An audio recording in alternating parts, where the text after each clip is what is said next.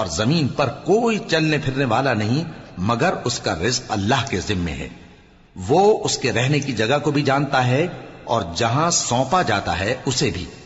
یہ سب کچھ کتاب روشن میں لکھا ہوا ہے، اور وہی تو ہے جس نے آسمانوں اور زمین کو 6 دن میں بنایا، اور اس وقت اس کا عرش پانی پر تھا۔ تمہارے پیدا کرنے سے مقصود یہ ہے کہ وہ تم کو آزمائے کہ تم میں عمل کے لحاظ سے کون بہتر ہے۔ اور اے نبی، اگر تم کہو کہ تم لوگ مرنے کے بعد زندہ کر کے اٹھائے جاؤ گے تو کافر کہہ دیں گے کہ یہ تو کھلا جادو ہوا۔ اور اگر ایک مدت معین تک ہم ان سے عذاب روک دیں تو کہیں گے کہ کون سی چیز عذاب کو روکے ہوئے ہے؟ دیکھو، جس روز وہ ان پر واقع ہوگا پھر ٹلنے کا نہیں، اور جس چیز کا یہ مذاق اڑاتے ہیں وہ ان کو گھیر لے گی۔ اور اگر ہم انسان کو اپنے پاس سے نعمت بخشیں پھر اس سے اس کو چھین لے تو نا امید اور ناشکرا ہو جاتا ہے۔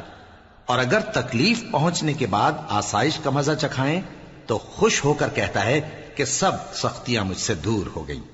بے شک وہ ہے ہی خوشی میں مست ہو جانے والا، بڑا فخر جتانے والا۔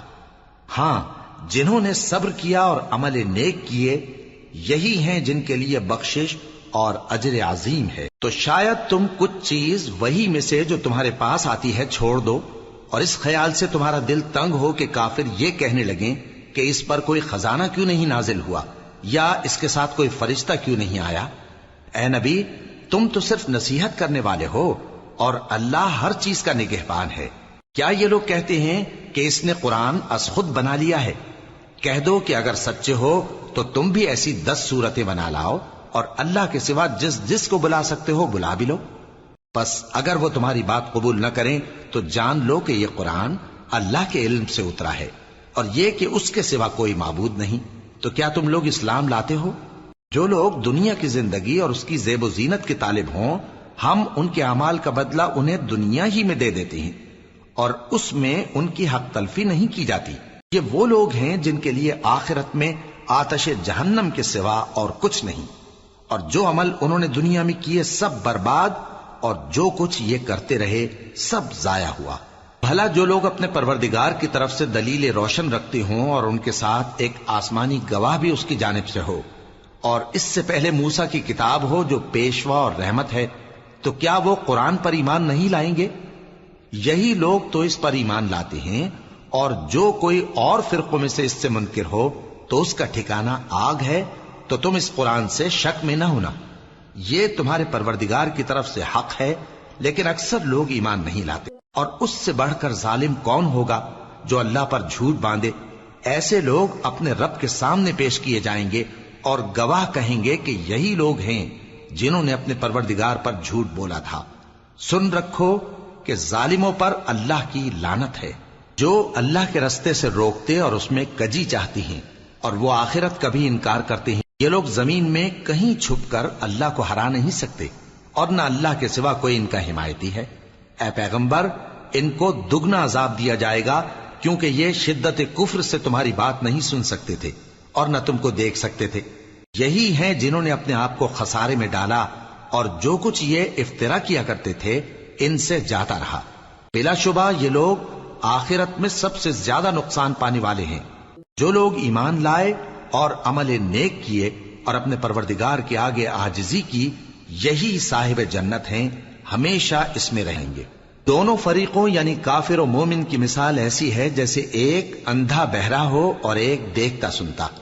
بھلا دونوں کا حال یکساں ہو سکتا ہے؟ پھر تم سوچتے کیوں نہیں؟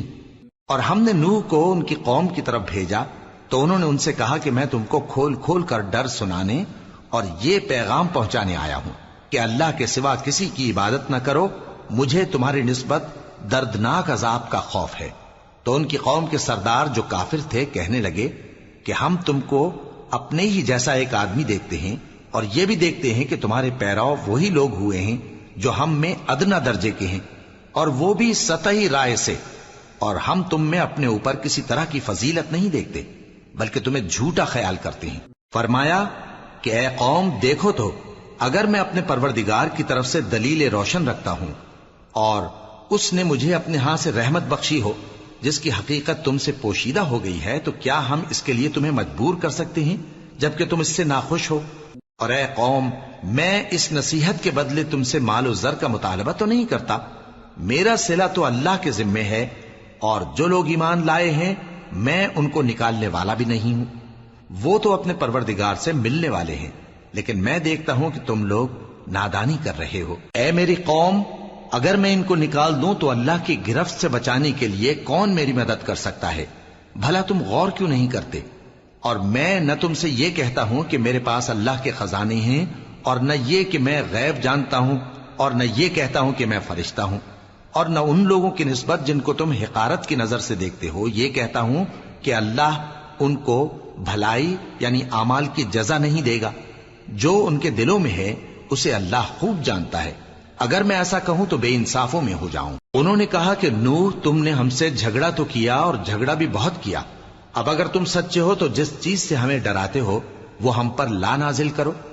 نوح نے کہا کہ اس عذاب کو تو اللہ ہی چاہے گا تو نازل کرے گا، اور تم اللہ کو کسی طرح ہرا نہیں سکتے، اور اگر میں یہ چاہوں کہ تمہاری خیر خواہی کروں اور اللہ یہ چاہے کہ تمہیں گمراہ رہنے دے تو میری خیر خواہی تم کو کچھ فائدہ نہیں دے سکتی، وہی تمہارا پروردگار ہے اور تمہیں اسی کی طرف لوٹ کر جانا ہے۔ کیا یہ لوگ کہتے ہیں کہ اس پیغمبر نے قرآن اپنے دل سے بنا لیا ہے؟ کہہ دو کہ اگر میں نے دل سے بنا لیا ہے تو میرے گناہ کا وبال مجھ پر، اور جو گناہ تم کرتے ہو اس سے میں بری الذمہ ہوں۔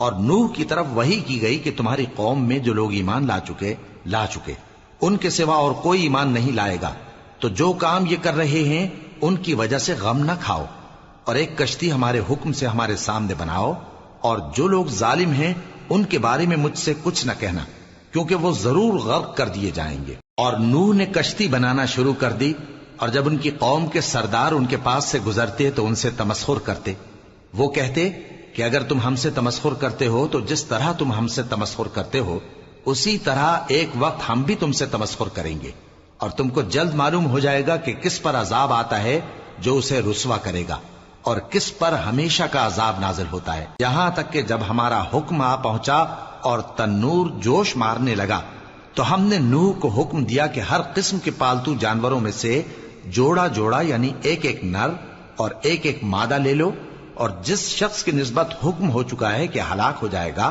اس کو چھوڑ کر اپنے گھر والوں کو اور جو ایمان لایا ہو اس کو کشتی میں سوار کر لو، اور ان کے ساتھ ایمان بہت ہی کم لوگ لائے تھے۔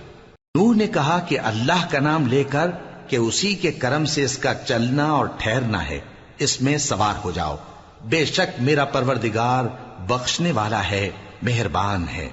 اور وہ ان کو لے کر طوفان کی لہروں میں چلنے لگی۔ لہریں کیا تھیں؟ گویا پہاڑ تھے۔ اس وقت نوح نے اپنے بیٹے کو جو کشتی سے الگ تھا پکارا کہ بیٹا ہمارے ساتھ سوار ہو جا اور کافروں میں شامل نہ ہو۔ اس نے کہا کہ میں ابھی پہاڑ سے جا لگوں گا، وہ مجھے پانی سے بچا لے گا۔ فرمایا کہ آج اللہ کے عذاب سے کوئی بچانے والا نہیں اور نہ کوئی بچ سکتا ہے مگر وہی جس پر اللہ رحم کرے۔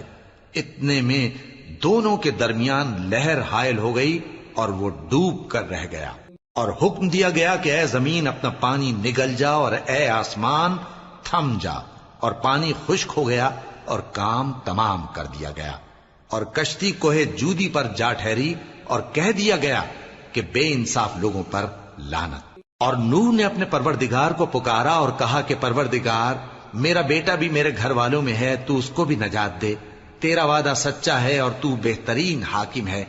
اللہ نے فرمایا کہ اے نوح، وہ تیرے گھر والوں میں نہیں ہے، وہ تو سراسر بد عمل ہے، تو جس چیز کی تم کو حقیقت معلوم نہیں اس کے بارے میں مجھ سے درخواست ہی نہ کرو، اور میں تم کو نصیحت کرتا ہوں کہ نادان نہ بنو۔ نوح نے کہا پروردگار، میں تجھ سے پناہ مانگتا ہوں کہ ایسی چیز کی تجھ سے درخواست کروں جس کی حقیقت مجھے معلوم نہیں، اور اگر تو مجھے نہیں بخشے گا اور مجھ پر رحم نہیں فرمائے گا تو میں تباہ ہو جاؤں گا۔ حکم ہوا کہ نوح ہماری طرف سے سلامتی اور برکتوں کے ساتھ جو تم پر اور تمہارے ساتھ کی جماعتوں پر نازل کی گئی ہیں اتر آؤ، اور کچھ اور جماعتیں ہوں گی جن کو ہم دنیا کے فوائد سے بہرہ مند کریں گے، پھر ان کو ہماری طرف سے عذاب علیم پہنچے گا۔ یہ حالات غیب کی خبروں میں سے ہیں جو ہم تمہاری طرف بھیجتے ہیں، اور اس سے پہلے نہ تم ہی ان کو جانتے تھے اور نہ تمہاری قوم ہی ان سے واقف تھی، تو صبر کرو کہ انجام پرہیزگاروں ہی کا بھلا ہے۔ اور ہم نے قوم عاد کی طرف ان کے بھائی ہود کو بھیجا. انہوں نے کہا اے میری قوم اللہ ہی کی عبادت کرو، اس کے سوا تمہارا کوئی معبود نہیں. تم شرک کر کے اللہ پر محض بہتان باندھتے ہو. میری قوم میں اس واض و نصیحت کا تم سے کچھ صلہ نہیں مانگتا. میرا صلہ تو اس کے ذمے ہے جس نے مجھے پیدا کیا. بھلا تم سمجھتے کیوں نہیں؟ اور اے قوم اپنے پروردگار سے بخشش مانگو، پھر اس کے آگے توبہ کرو. وہ تم پر آسمان سے موسلا دھار بارش برسائے گا اور تمہاری طاقت پر طاقت بڑھائے گا. اور دیکھو گناہگار بن کر روگردانی نہ کرو. وہ بولے ہود تم ہمارے پاس کوئی دلیل ظاہر نہیں لائے، اور ہم صرف تمہارے کہنے سے نہ اپنے معبودوں کو چھوڑنے والے ہیں اور نہ تم پر ایمان لانے والے ہیں. ہم تو یہ سمجھتے ہیں کہ ہمارے کسی معبود نے تمہیں تکلیف پہنچا کر دیوانہ کر دیا ہے. انہوں نے کہا کہ میں اللہ کو گواہ کرتا ہوں اور تم بھی گواہ رہو کہ جن کو تم اللہ کا شریک بناتے ہو میں ان سے بیزار ہوں. یعنی جن کی اللہ کے سوا عبادت کرتے ہو تو تم سب مل کر میرے بارے میں جو تدبیر کرنی چاہو کر لو اور مجھے مہلت نہ دو. میں اللہ پر جو میرا اور تمہارا سب کا پروردگار ہے بھروسہ رکھتا ہوں. زمین پر جو چلنے پھرنے والا ہے وہ اللہ کے قبضہ قدرت میں ہے.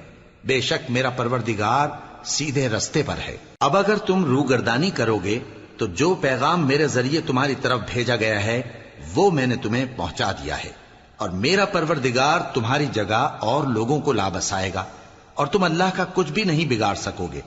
میرا پروردگار تو ہر چیز پر نگہبان ہے.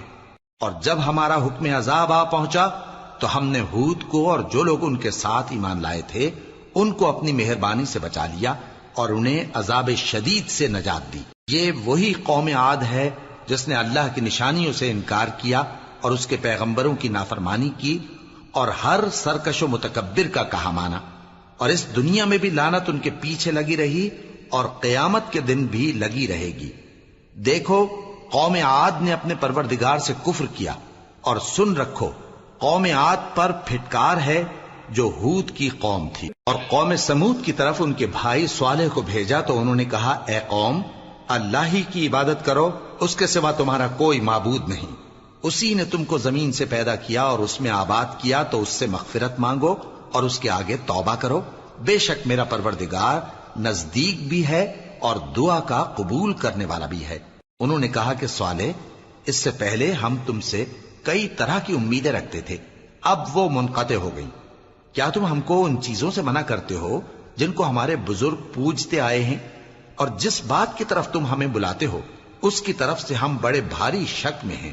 صالح نے کہا اے میری قوم بھلا دیکھو تو اگر میں اپنے پروردگار کی طرف سے کھلی دلیل پر ہوں اور اس نے مجھے اپنے ہاتھ سے نبوت کی نعمت بخشی ہو، تو اگر میں اللہ کی نافرمانی کروں تو اس کے سامنے میری کون مدد کرے گا؟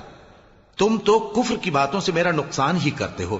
اور یہ بھی کہا کہ اے قوم یہ اللہ کی اونٹنی تمہارے لیے ایک نشانی یعنی معجزہ ہے، تو اس کو چھوڑ دو کہ اللہ کی زمین میں جہاں چاہے چرتی پھرے، اور اس کو کسی طرح کی تکلیف نہ دینا ورنہ تمہیں جلد عذاب آ پکڑے گا. مگر انہوں نے اس کو کاٹ ڈالا. تو صالح نے کہا کہ اپنے گھروں میں 3 دن اور فائدے اٹھا لو، یہ وعدہ ہے کہ جھوٹا نہ ہوگا. پس جب ہمارا حکم آ گیا تو ہم نے صالح کو اور جو لوگ ان کے ساتھ ایمان لائے تھے ان کو اپنی مہربانی سے بچا لیا اور اس دن کی رسوائی سے محفوظ رکھا. بے شک تمہارا پروردگار طاقتور ہے، زبردست ہے. اور جن لوگوں نے ظلم کیا تھا ان کو چنگھاڑ کی صورت میں عذاب نے آ پکڑا تو وہ اپنے گھروں میں اوندھے پڑے رہ گئے، گویا کبھی ان میں بسے ہی نہ تھے. سن رکھو کہ قوم سمود نے اپنے پروردگار سے کفر کیا، اور سن رکھو قوم سمود پر پھٹکار ہے. اور ہمارے فرشتے ابراہیم کے پاس بشارت لے کر آئے تو سلام کہا، انہوں نے بھی جواب میں سلام کہا. ابھی کچھ وقفہ نہیں ہوا تھا کہ ابراہیم ایک بھنا ہوا بچڑا لے آئے. پھر جب دیکھا کہ ان کے ہاتھ کھانے کی طرف نہیں بڑھتے یعنی وہ کھانا نہیں کھاتے تو ان کو اجنبی سمجھ کر دل میں خوف کیا. فرشتوں نے کہا کہ خوف نہ کیجیے، ہم قوم لوط کی طرف ان کے ہلاک کرنے کو بھیجے گئے ہیں.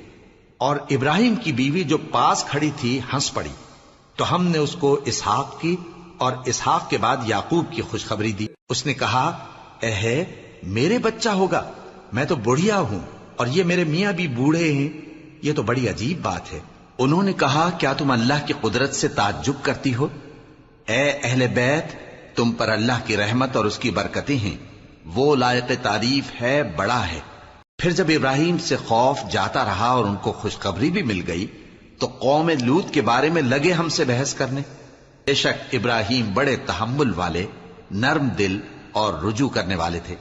اے ابراہیم، اس بات کو جانے دو، تمہارے پروردگار کا حکم آ پہنچا ہے اور ان لوگوں پر عذاب آنے والا ہے جو کبھی نہیں ٹلنے کا۔ اور جب ہمارے فرشتے لوط کے پاس آئے تو وہ ان کے آنے سے غمناک اور تنگ دل ہوئے اور کہنے لگے کہ آج کا دن بڑی مشکل کا دن ہے۔ اور لوط کی قوم کے لوگ ان کے پاس بے تحاشا دوڑتے ہوئے آئے اور یہ لوگ پہلے ہی سے انتہائی بےہودہ حرکتیں کیا کرتے تھے۔ لوط نے کہا کہ اے بھائیو، یہ جو میری قوم کی لڑکیاں ہیں یہ تمہارے لیے جائز اور پاک ہیں، تو اللہ سے ڈرو اور میرے مہمانوں کے بارے میں مجھے بے آبرو نہ کرو۔ کیا تم میں کوئی بھی شائستہ آدمی نہیں؟ وہ بولے تم کو معلوم ہے کہ تمہاری ان بیٹیوں کی ہمیں کچھ حاجت نہیں، اور جو ہماری غرض ہے اسے تم خوب جانتے ہو۔ لوط نے کہا اے کاش مجھ میں تمہارے مقابلے کی طاقت ہوتی یا میں کسی مضبوط قلعے میں پناہ لے لیتا۔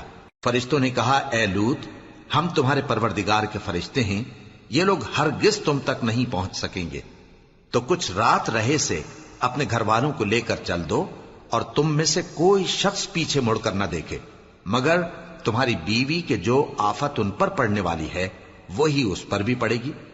ان کے عذاب کے وعدے کا وقت صبح ہے، اور کیا صبح کچھ دور ہے؟ پھر جب ہمارا حکم آیا ہم نے اس بستی کو الٹ کر نیچے اوپر کر دیا اور ان پر پتھر کی تہ بتہ کنکریاں برسائیں جن پر تمہارے پروردگار کے ہاں سے نشان کیے ہوئے تھے، اور وہ بستی ان ظالموں سے کچھ دور نہیں۔ اور مدین کی طرف ان کے بھائی شعیب کو بھیجا تو انہوں نے کہا کہ اے قوم، اللہ ہی کی عبادت کرو کہ اس کے سوا تمہارا کوئی معبود نہیں، اور ناپ اور تول میں کمی نہ کیا کرو، میں تو تم کو آسودہ حال دیکھتا ہوں، اور اگر تم ایمان نہ لاؤ گے تو مجھے تمہارے بارے میں ایک ایسے دن کے عذاب کا خوف ہے جو تم کو گھیر کر رہے گا۔ اور اے میری قوم، ناپ اور تول انصاف کے ساتھ پوری پوری کیا کرو، اور لوگوں کو ان کی چیزیں کم نہ دیا کرو، اور زمین میں خرابی کرتے نہ پھرو۔ اگر تم کو میرے کہنے کا یقین ہو تو اللہ کا دیا ہوا نفع ہی تمہارے لیے بہتر ہے، اور میں تمہارا نگہبان نہیں ہوں۔ انہوں نے کہا اے شعیب، کیا تمہاری نماز تمہیں یہ سکھاتی ہے کہ جن کو ہمارے باپ دادا پوجتے آئے ہیں ہم ان کو ترک کر دیں، یا اپنے مال میں تصرف کرنا چاہیں تو نہ کریں؟ تم تو بڑے نرم دل اور بڑے سیدھے ہو۔ انہوں نے کہا کہ اے قوم، دیکھو تو اگر میں اپنے پروردگار کی طرف سے دلیل روشن پر ہوں اور اس نے اپنے ہاں سے مجھے نیک روزی دی ہو تو کیا میں اپنا فرض ادا نہ کروں؟ اور میں نہیں چاہتا کہ جس بات سے میں تمہیں منع کروں خود اس کو کرنے لگوں۔ میں تو جہاں تک مجھ سے ہو سکے تمہارے معاملات کی اصلاح چاہتا ہوں، اور اس بارے میں مجھے توفیق کا ملنا اللہ ہی کے فضل سے ہے۔ میں اسی پر بھروسہ رکھتا ہوں اور اسی کی طرف رجوع کرتا ہوں۔ اور اے قوم، میری مخالفت تم سے کوئی ایسا کام نہ کرا دے کہ جیسی مصیبت نوح کی قوم یا ہود کی قوم یا صالح کی قوم پر واقع ہوئی تھی ویسی ہی مصیبت تم پر واقع ہو۔ اور لوط کی قوم کا زمانہ تو تم سے کچھ دور نہیں، اور اپنے پروردگار سے بخشش مانگو اور اس کے آگے توبہ کرو، بے شک میرا پروردگار بڑا مہربان ہے، بہت محبت کرنے والا ہے۔ انہوں نے کہا کہ شعیب، تمہاری بہت سی باتیں ہماری سمجھ میں نہیں آتی، اور ہم دیکھتے ہیں کہ تم ہم میں کمزور بھی ہو، اور اگر تمہارے بھائی بند نہ ہوتے تو ہم تم کو سنسار کر دیتے، اور تم ہم پر کسی طرح بھی غالب نہیں ہو۔ انہوں نے کہا کہ اے قوم، کیا میرے بھائی بندوں کا دباؤ تم پر اللہ سے زیادہ ہے، اور اس کو تم نے پیٹھ پیچھے ڈال رکھا ہے؟ میرا پروردگار تو تمہارے سب اعمال کا احاطہ کیے ہوئے ہے۔ اور اے قوم، تم اپنی جگہ کام کیے جاؤ، میں اپنی جگہ کام کیے جاتا ہوں۔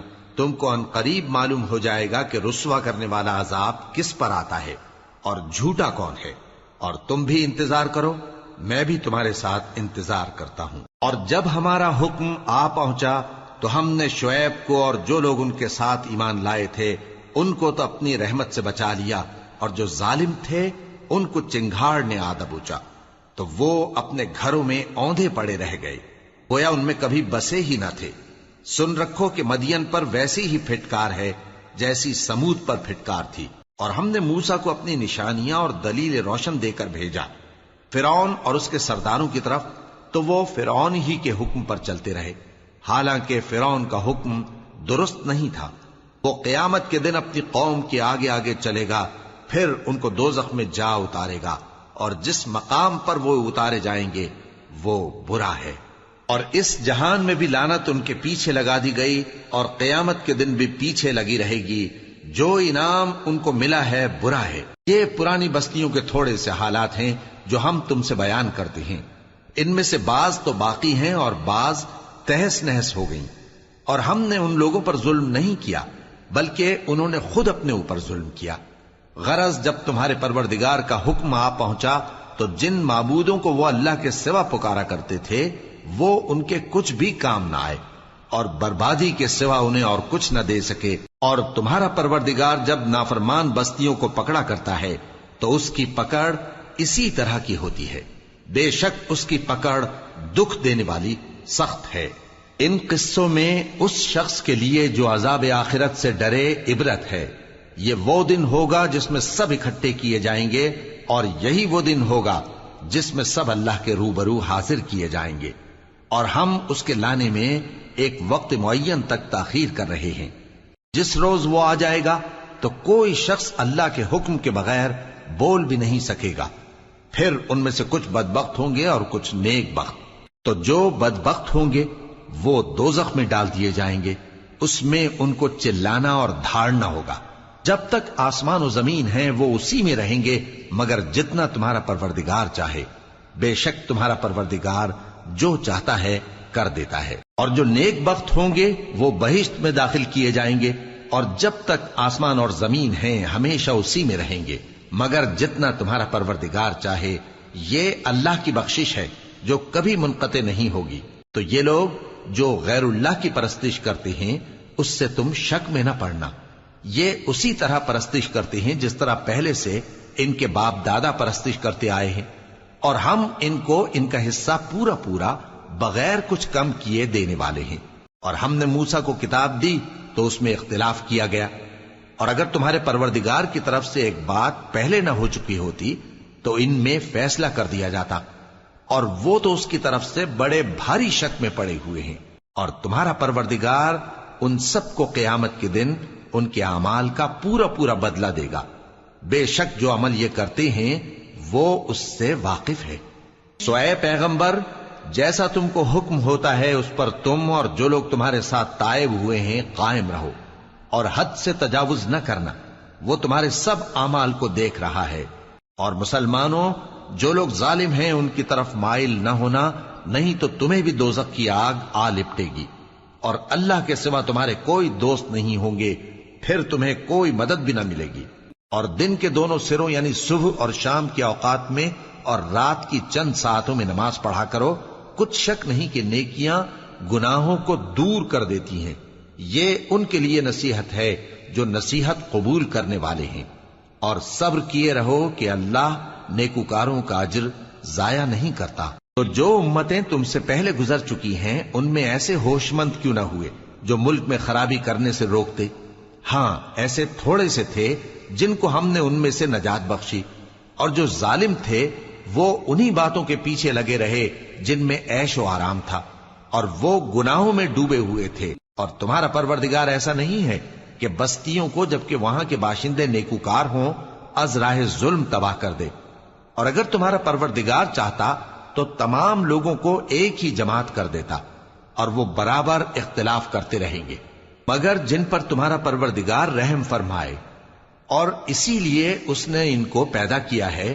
اور تمہارے پروردگار کا قول پورا ہو گیا کہ میں دوزخ کو جنوں اور انسانوں سب سے بھر دوں گا۔ اور اے نبی اور پیغمبروں کے وہ سب حالات جو ہم تم سے بیان کرتے ہیں ان سے ہم تمہارے دل کو جمائے رکھتے ہیں، اور ان حالات میں تمہارے پاس حق پہنچ گیا، اور یہ مومنوں کے لیے نصیحت اور عبرت ہے۔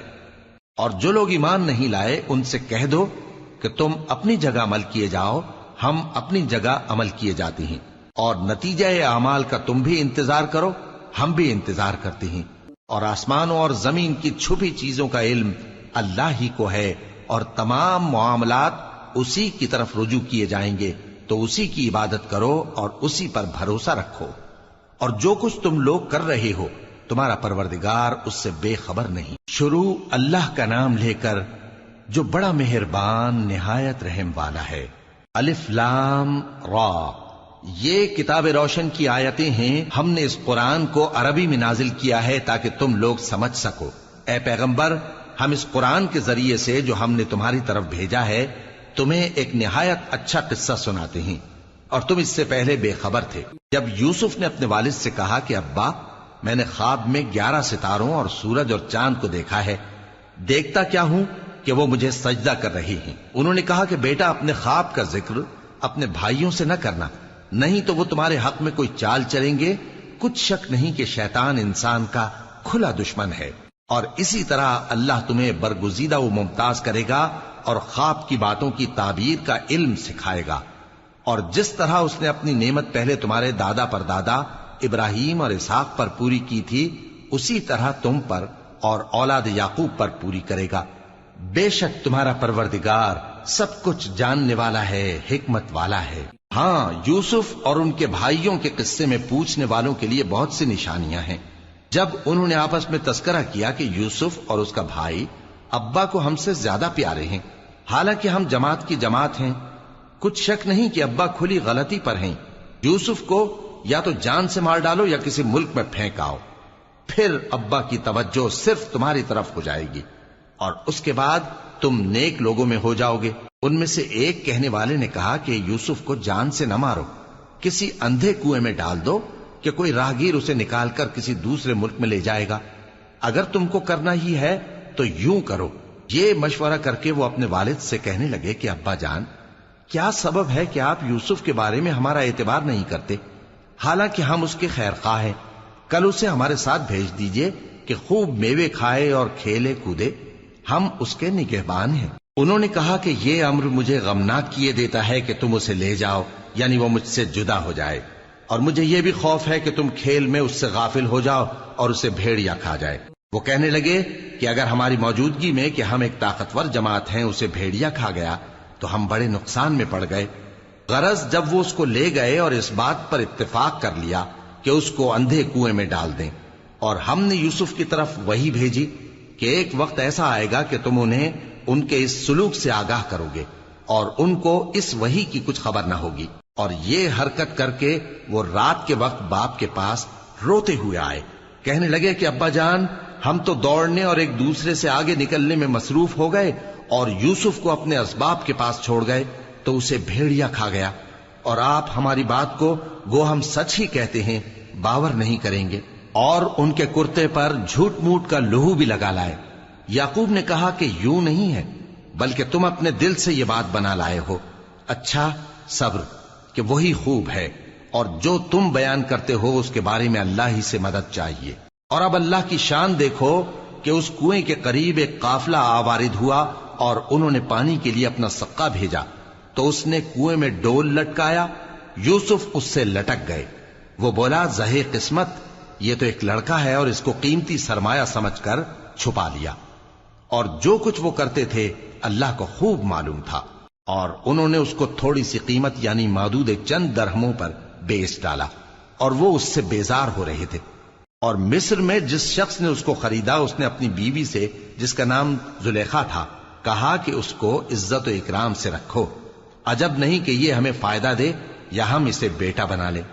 اس طرح ہم نے یوسف کو سرزمین مصر میں جگہ دی، اور غرض یہ تھی کہ ہم ان کو خواب کی باتوں کی تعبیر سکھائیں، اور اللہ اپنے کام پر غالب ہے لیکن اکثر لوگ نہیں جانتے۔ اور جب وہ اپنی جوانی کو پہنچے تو ہم نے ان کو دانائی اور علم عطا کیا، اور نیکوکاروں کو ہم اسی طرح بدلہ دیا کرتے ہیں۔ اور جس عورت کے گھر میں وہ رہتے تھے اس نے ان کو اپنی طرف مائل کرنا چاہا، اور دروازے بند کر کے کہنے لگی، یوسف جلدی آؤ۔ انہوں نے کہا کہ اللہ پناہ میں رکھے، وہ یعنی تمہارے میاں تو میرے آقا ہیں، انہوں نے مجھے اچھی طرح سے رکھا ہے، میں ایسا ظلم نہیں کر سکتا، بے شک ظالم لوگ فلاح نہیں پائیں گے۔ اور اس عورت نے ان کا قصد کیا اور انہوں نے اس کا قصد کیا۔ اگر وہ اپنے پروردگار کی نشانی نہ دیکھتے تو جو ہوتا سو ہوتا۔ یوں اس لیے کیا گیا کہ ہم ان سے برائی اور بے حیائی کو روک دیں، بے شک وہ ہمارے چنے ہوئے بندوں میں سے تھے۔ اور دونوں دروازے کی طرف بھاگے، آگے یوسف پیچھے زلیخا، اور عورت نے ان کا کرتا پیچھے سے پکڑ کر جو کھینچا تو پھاڑ ڈالا، اور دونوں کو دروازے کے پاس عورت کا خاوند مل گیا۔ تو عورت بولی کہ جو شخص تمہاری بیوی کے ساتھ برا ارادہ کرے اس کی اس کے سوا کیا سزا ہے کہ یا تو قید کیا جائے یا اسے دکھ کا عذاب دیا جائے۔ یوسف نے کہا اسی نے مجھ کو اپنی طرف مائل کرنا چاہا تھا، اور اس کے خاندان میں سے ایک گواہ نے گواہی دی کہ اگر اس کا کرتا آگے سے پھٹا ہو تو یہ سچی اور یوسف جھوٹا ہے، اور اگر کرتا پیچھے سے پھٹا ہو تو یہ جھوٹی اور وہ سچا ہے۔ سو جب اس کا کرتا دیکھا تو پیچھے سے پھٹا تھا، تب اس نے زلیخا سے کہا کہ یہ تمہارا ہی فریب ہے، اور کچھ شک نہیں کہ تم عورتوں کے فریب بڑے بھاری ہوتے ہیں۔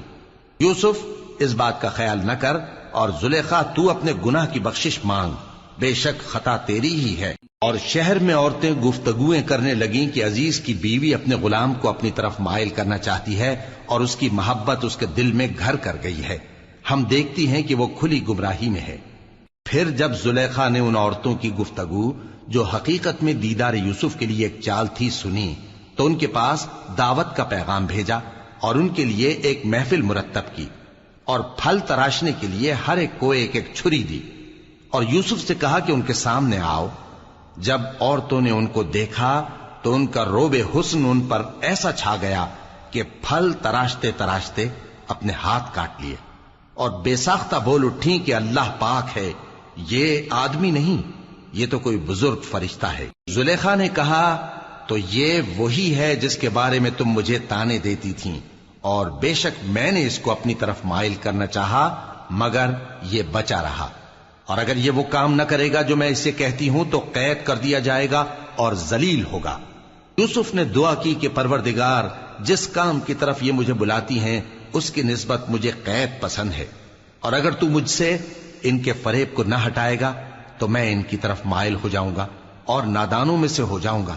پس ان کے رب نے ان کی دعا قبول کر لی اور ان سے عورتوں کا داؤں ٹال دیا، بے شک وہی تو سننے والا ہے، جاننے والا ہے۔ پھر باوجود اس کے کہ وہ لوگ ان کی بے گناہی کے نشان دیکھ چکے تھے، ان کی رائے یہی ٹھہری کہ کچھ عرصے کے لیے ان کو قید ہی کر دیں، اور ان کے ساتھ دو اور جوان بھی داخل زندہ ہوئے۔ ایک نے ان میں سے کہا کہ میں نے خواب دیکھا ہے، دیکھتا کیا ہوں کہ شراب کے لیے انگور نچوڑ رہا ہوں۔ دوسرے نے کہا کہ میں نے بھی خواب دیکھا ہے، میں یہ دیکھتا ہوں کہ اپنے سر پر روٹیاں اٹھائے ہوئے ہوں اور پرندے ان میں سے کھا رہے ہیں، تو ہمیں ان کی تعبیر بتا دیجئے کہ ہم تمہیں نیکوکار دیکھتے ہیں۔ یوسف نے کہا کہ جو کھانا تم کو ملنے والا ہے وہ آنے نہیں پائے گا کہ میں اس سے پہلے تم کو اس کی تعبیر بتا دوں گا۔ یہ ان باتوں میں سے ہے جو میرے پروردگار نے مجھے سکھائی ہیں۔ جو لوگ اللہ پر ایمان نہیں لاتے اور آخرت کا انکار کرتے ہیں، میں نے ان کا مذہب چھوڑ دیا ہے، اور میں اپنے باپ دادا ابراہیم اور اسحاق اور یعقوب کے مذہب پر چلتا ہوں۔ ہمیں شایع نہیں ہے کہ کسی چیز کو اللہ کے ساتھ شریک بنائیں، یہ اللہ کا فضل ہے ہم پر بھی اور لوگوں پر بھی، لیکن اکثر لوگ شکر نہیں کرتے۔ اے میرے قید خانے کے رفیقو، بھلا کئی جدا جدا آقا اچھے یا اللہ جو اکیلا ہے سب پر غالب ہے؟ جن چیزوں کی تم اللہ کے سوا پرستش کرتے ہو وہ صرف نام ہی نام ہیں جو تم نے اور تمہارے باپ دادا نے رکھ لیے ہیں، اللہ نے ان کی کوئی سند نازل نہیں کی۔ سن رکھو کہ اللہ کے سوا کسی کی حکومت نہیں ہے، اس نے ارشاد فرمایا ہے کہ اس کے سوا کسی کی عبادت نہ کرو، یہی سیدھا دین ہے، لیکن اکثر لوگ نہیں جانتے۔ اے میرے قید خانے کے رفیقو، تم میں سے ایک جو پہلا خواب بیان کرنے والا ہے وہ تو اپنے آقا کو شراب پلایا کرے گا، اور جو دوسرا ہے وہ سولی دیا جائے گا، اور پرندے اس کا سر نوچ کھائیں گے۔ جو بات تم مجھ سے پوچھتے تھے وہ فیصل ہو چکی ہے، اور ان دونوں میں سے جس کی نسبت یوسف نے خیال کیا کہ وہ رہائی پا جائے گا، اس سے کہا کہ اپنے آقا سے میرا ذکر بھی کر دینا۔ پھر شیطان نے اسے ان کا اپنے آقا سے ذکر کرنا بھلا دیا، اور یوسف کئی برس قید خانے ہی میں رہے۔ اور بادشاہ نے کہا کہ میں نے خواب دیکھا ہے، دیکھتا کیا ہوں کہ 7 موٹی گائیں ہیں جن کو 7 دبلی گائیں کھا رہی ہیں، اور 7 خوشے سبز ہیں اور 7 خشک۔ اے درباریو، اگر تم خوابوں کی تعبیر دے سکتے ہو تو مجھے میرے خواب کی تعبیر بتاؤ۔ انہوں نے کہا یہ خواب تو پریشان خیالی سے ہیں اور ہمیں ایسے خوابوں کی تعبیر نہیں آتی۔ اور وہ شخص جو دونوں قیدیوں میں سے رہائی پا گیا تھا اور جسے مدت کے بعد وہ بات یاد آ گئی، بول اٹھا کہ میں آپ کو اس کی تعبیر لا بتاتا ہوں، مجھے قید خانے جانے کی اجازت دیجیے۔ غرض وہ یوسف کے پاس آیا اور کہنے لگا، یوسف، اے بڑے سچے یوسف، ہمیں اس خواب کی تعبیر بتائیے کہ 7 موٹی گایوں کو 7 دبلی گائیں کھا رہی ہیں، اور 7 خوشے سبز ہیں اور 7 سوکھے، تاکہ میں لوگوں کے پاس واپس جا کر تعبیر بتاؤں۔ عجب نہیں کہ وہ تمہاری قدر جانے۔ انہوں نے کہا کہ تم لوگ 7 سال متواتر کھیتی کرتے رہو گے، تو جو غلہ کاٹو تو تھوڑے سے غلے کے سوا جو کھانے میں آئے باقی کو خوشوں میں ہی رہنے دینا۔ پھر اس کے بعد خشک سالی کے 7 سخت سال آئیں گے کہ جو غلہ تم نے جمع کر رکھا ہوگا وہ سب کو کھا جائیں گے، صرف وہی تھوڑا سا رہ جائے گا جو تم احتیاط سے رکھ چھوڑو گے۔ پھر اس کے بعد ایک ایسا سال آئے گا کہ خوب مے برسے گا اور لوگ اس میں رس نچوڑیں گے۔ اور یہ تعبیر سن کر بادشاہ نے حکم دیا کہ یوسف کو میرے پاس لے آؤ۔ سو جب قاصد ان کے پاس گیا تو انہوں نے کہا کہ اپنے آقا کے پاس واپس جاؤ اور اس سے پوچھو کہ ان عورتوں کا کیا حال ہے جنہوں نے اپنے ہاتھ کاٹ لیے تھے، بے شک میرا پروردگار ان کے فریب سے خوب واقف ہے۔ بادشاہ نے عورتوں سے پوچھا کہ تمہارا کیا قصہ تھا جب تم نے یوسف کو اپنی طرف مائل کرنا چاہا؟ سب بول اٹھیں کہ اللہ پاک ہے، ہم نے اس میں کوئی برائی معلوم نہیں کی۔ عزیز کی بیوی نے کہا، اب سچی بات تو ظاہر ہو ہی گئی ہے، اصل یہ ہے کہ میں نے اس کو اپنی طرف مائل کرنا چاہا تھا اور وہ بے شک سچا ہے۔ یوسف نے کہا کہ میں نے یہ بات اس لیے پوچھی ہے کہ عزیز کو یقین ہو جائے کہ میں نے اس کی پیٹھ پیچھے اس کی امانت میں خیانت نہیں کی، اور اللہ خیانت کرنے والوں کی چال کو چلنے نہیں دے۔